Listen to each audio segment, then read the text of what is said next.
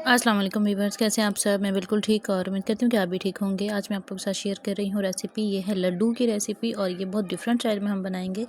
अब वैसे भी आगे सर्दियाँ आ रही हैं तो इस तरह की चीज़ें ना पहले स्टोर करके अगर रख लेते हैं ना या बना लेते हैं तो बहुत अच्छी लगती हैं चाय के साथ भी या स्पेशली रात को भी।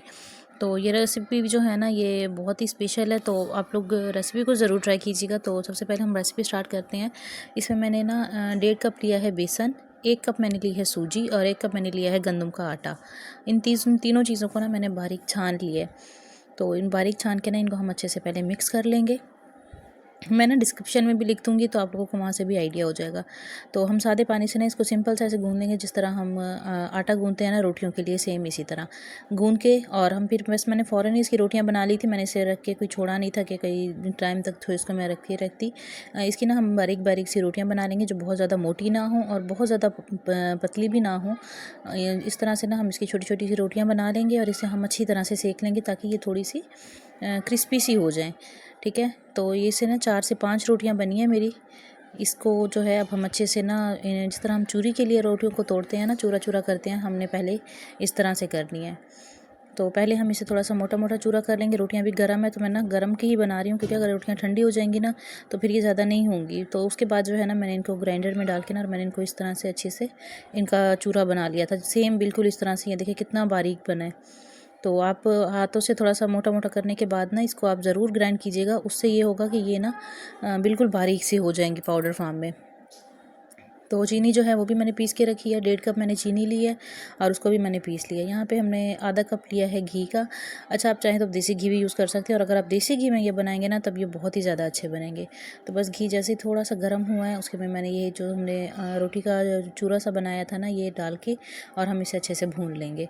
अच्छा, इसको हमने जलाना नहीं है और इसको हमने थोड़ा कोई बहुत ज़्यादा डार्क कलर भी नहीं देना, लेकिन हाँ इसको हमने ना थोड़ा इतनी देर तक पकाना है कि इसकी अच्छी सी ना खुशबू आने लग जाए। ठीक है, तो बस इसको हम इस तरह से अच्छे से मिक्स करके ना, अच्छा घी आप बहुत ज़्यादा नहीं डालिएगा क्योंकि ये घी नहीं जज़्ब करेंगे, क्योंकि ये रोटियां पकी हुई हैं। अगर आटा होता तो घी फिर भी जज़्ब कर लेता है, लेकिन ये बिल्कुल भी नहीं करेगा। ये सिर्फ इसमें हल्की सी ना इसकी भुनाई होगी। और उसके बाद जो है ना जब हम लड्डू बनाने लगेंगे ना तो जो एक्स्ट्रा ऑयल होता है ना वो निकल जाता है, तो वो फिर ना ज़्यादा हैवी हैवी सा लगेगा। लेकिन अगर आप बस पूरा पूरा अंदाजे से ही डालेंगे ना थोड़ा सा, तो तब ना आपके लड्डू बहुत अच्छे बनेंगे। तो बस अभी हमने इसे अच्छे से इस तरह से कर लेना है। उसको हमने ब्राउन कर लेना है। और इसको ब्राउन करने के बाद जो है ना इसको हम निकाल के रख लेंगे।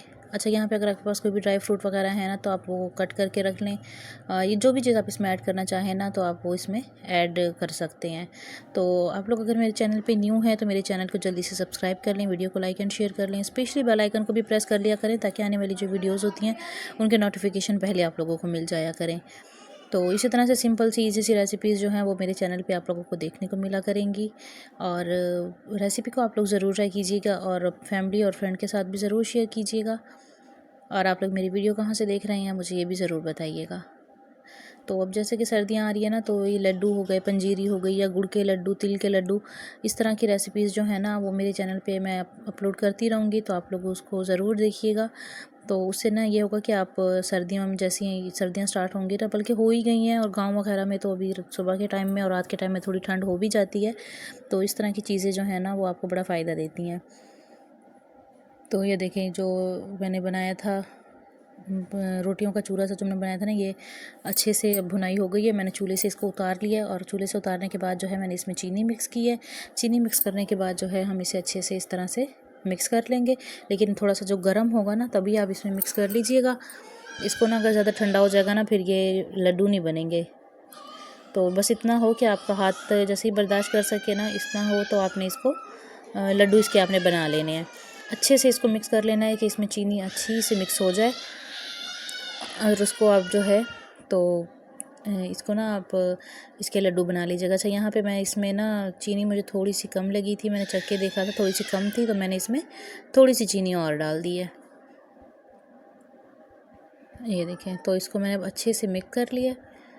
और मिक्स करने के बाद जो है इसमें मैंने ऐड किया है 4 मगज़ और इसमें मैंने नारियल ऐड किया है। अच्छा, नारियल इसमें बहुत ज़्यादा अच्छा लगता है। आप नारियल की मिकदार जो है वो थोड़ी सी इसमें ज़्यादा भी कर सकते हैं, उससे भी ये अच्छा लगेगा। और बाकी जो भी ड्राई फ्रूट आपको अच्छा लगे आप वो भी इसमें ऐड कर सकते हैं।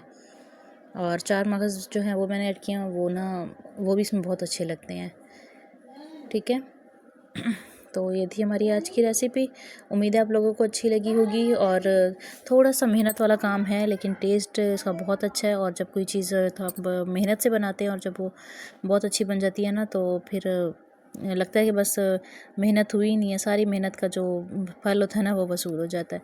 तो बस अब तो थोड़ी सी इसमें ना चीनी कम थी, मैंने इसमें थोड़ी सी और ऐड कर दी है, तो मीठा जो है वो बिल्कुल बराबर हो गया है। तो अब मैंने इसमें क्रश किया हुआ नारियल डाला है और साथ ही मैंने इसमें 4 मगज़ ऐड किए हैं।